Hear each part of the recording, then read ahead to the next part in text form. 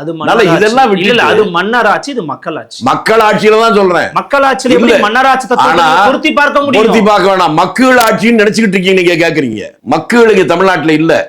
நேத்து ஏதோ மயக்கத்துல இருப்பாங்க, 3 மாசம் கழிச்சு பாருங்க தெளிவா இருப்பாங்க. இல்ல, இப்போ கூட்டணி ஆட்சி வேணும், ஆட்சியில அதிகாரம் பங்கு வேணும்னு கேக்குறீங்க. இல்லன்னா ரொம்ப கஷ்டங்க அப்படிலாம் பேசிட்டு இருந்தீங்க. வெளிப்படையா பதில சொல்லிட்டாரு. உண்மையிலேயே தமிழ்நாடு காங்கிரஸ் கட்சிக்கு சுயமரியாதை இருந்தால் வெளில போங்க சார் கூட்டணி. நாங்க எப்பங்க உள்ள இருந்தா நீங்க பட்டு அவங்க தான் எங்க உள்ள இருக்காங்க. இந்தியா கூட்டணியில திமுக இருக்கா, திமுக காங்கிரஸ் இருக்கா? எந்த உலகத்துல இருக்கீங்க? தமிழ்நாட்டுக்குள்ள அப்புறம் திருச்சிக்குள்ள தஞ்சாவூருக்குள்ள சொல்லுவீங்களா? ஒட்டுமொத்த அரசியல்ல இந்தியா கூட்டணி. அதுக்கு தலைமை தாங்கிறது காங்கிரஸா இல்ல வேற கட்சியா? காங்கிரஸ். அதுல இருக்கிறவங்க இருக்கலாம், போறவங்க போலாம். என்னன்னு கேட்டா ஒத்து வராது சொல்றார். பொதுமக்கள் என்ன சொல்றாங்க தெரியுமா உங்களுக்கு? அப்படியா, இனிமேல் நீ ஆட்சியில் உட்கார்றதுக்கு ஒத்து வராது அப்படின்னு மக்கள் முடிவு பண்ணிட்டாங்க. அப்படி முடிவு பண்ண மக்களுக்கு தான் நேற்றைக்கு காலையில 10 மணிக்கு தமிழ்நாட்டின் 1.5 கோடி பெண்களுக்கு 5000 ரூபாயை வைப்பு தொகையாக கொடுத்திருக்கிறார் முதலமைச்சர். அவங்க பாணியில சொல்லணும்னா கொண்டாடி தீர்க்கிறாங்க. இருங்க, பதில் சொல்ல விட்டாதானே. நான் பதில் சொல்லல.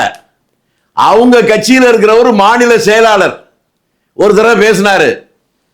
காமராஜர் பள்ளிக்கூடம் கட்டினாரு, டேம் கட்டினாருன்னு. அவங்க அப்பா வீட்டு காசுல கட்டினாரு, மக்கள் வரி பணத்துல தான் கட்டினாருன்னு நான் சொல்லைங்க.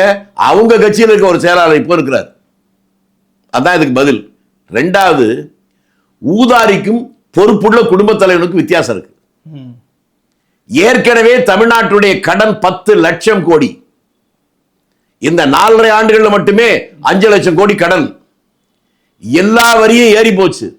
மக்கள் செத்துக்கிட்டு இருக்காங்க. மக்கள் வாழ்க்கைக்கு அவர்களே சுயசார்பாக வாழ்வதற்கான சூழ்நிலையை உருவாக்குவதுதான் அரசுடைய வேலை. அது உங்களுக்கு இன்னொன்னு சொல்லிடுறேனே, இதையும் தலைவர் காமராஜ் சொன்னதை சொல்றேன். அவர் முதலமைச்சராக இருக்கிற போது ஒரு ஊருக்கு போற நேரத்தில் 10 பேர் கேட்கிறாங்க, ஏதாவது பணம் அரசாங்கம் கொடுத்தா பரவாயில்லன்னு. அவர் பெரிய தத்துவத்தை எளிமையா சொல்லிட்டு போனார். அதுக்கு என்ன, எவ்வளவு வேணாலும் பணம் கொடுக்கலான்னு. பணம் அடிக்கிற மிஷின் நம்ம கிட்ட தானே இருக்கு, எவ்வளவு வேணாலும் அடிச்சு கொடுத்துடலாம். ஆனா அந்த பணத்தை நீங்க சாப்பிட முடியாது. சாப்பிட்றதுக்கு அரிசி பருப்பு வேணும். புரியுதான்னு? இதை விட எளிமையாக ஒரு தத்துவத்தை சொல்ல முடியாது.